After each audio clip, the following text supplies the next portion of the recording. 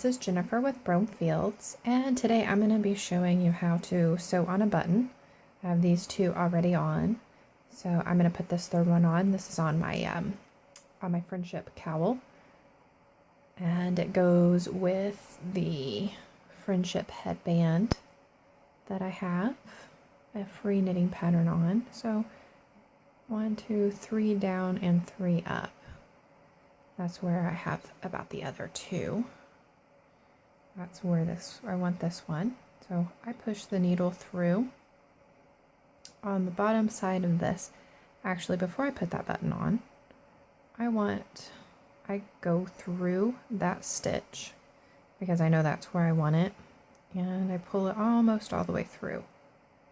And then I go in between there, and I have a double knot on there because I don't want this yarn, I want it to be tight and stay in place.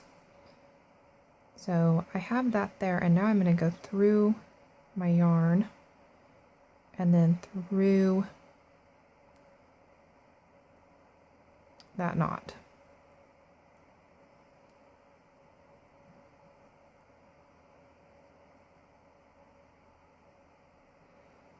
Alright, now I'm going to push that through. And then that should keep that knot right there in place so it stays on the back. Sometimes I've had them pull through to the front, and then I have those strings on the front, and that's not very pretty. Now I'll go ahead and go down below here. And I go in between the stitches. And I want the short up at the top.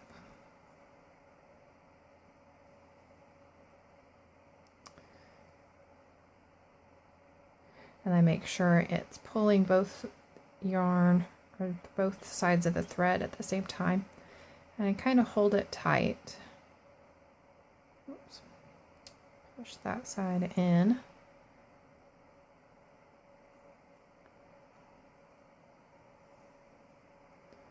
And I don't mind if it goes through the yarn because that helps keep it in place.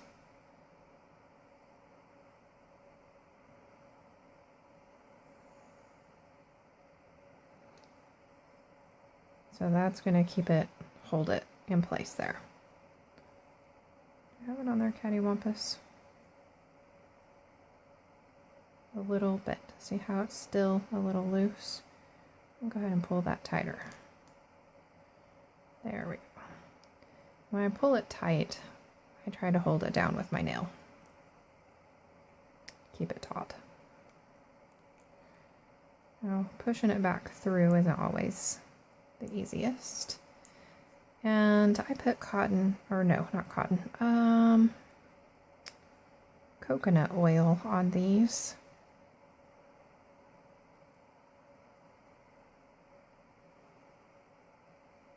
To oil my buttons. My husband went out and cut down a limb. It was a low limb.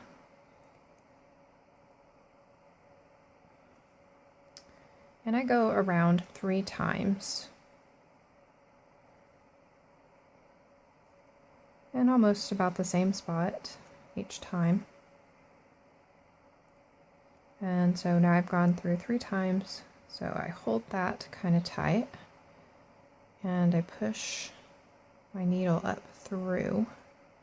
But I keep it back behind. So you can see that. So I pull the needle back behind, and now I go around it. I'm not sure the purpose of that, but that was something that I was taught by actually my English teacher in high school. And I feel like I'm gonna poke myself. It's really not easy to get back up through there. There's not a lot of space to work. I have it nice and tight, which is good. Oops. Alright, so I got it back up, And I end in the same place where I began, in that knot right there, in my yarn. I use my other nail to kind of guide it. I push it through, and then I make a knot, and I do that twice. And kind of make a little X to go through there. And I go through the yarn and the thread.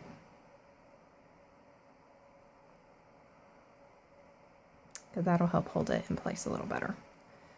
At least that's what I think it does. I hope you can see this. It's really hard to do. All right, that was 2 knots. And then I go ahead and I leave a little bit and cut it. All right, it is on. And they all 3 are in place. I have my 3 holes. Now, what I haven't done yet, which those are just about perfect, I will go back and I think I'm going to add some reinforcement on either side here on these holes. And if you don't want to use this big of a button, then you can make a smaller hole. However, I think this is just about perfect size. You can probably get away with, I mean, it's pretty stretchy. You can get away with a little bit bigger button if you even wanted to go a little bigger. So there you go. I think those are awesome. So I hope that you found that to be helpful, and thank you so much for watching. Oh yeah, and if you want, I was thinking about doing a video on how to make wood buttons. If I can talk my husband into helping me do that. So if you would like to see that, leave a comment below and let me know. Thank you again so much for watching.